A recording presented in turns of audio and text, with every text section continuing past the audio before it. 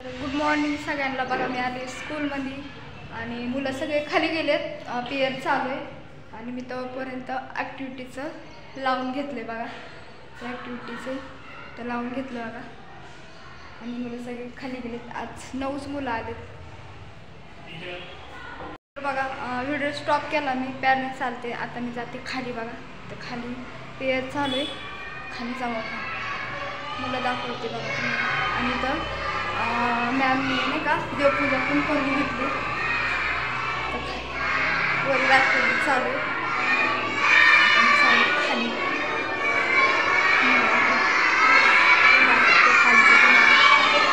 मुलांचा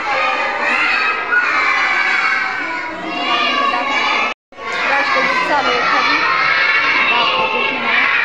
आमचं कॅबिन आहे।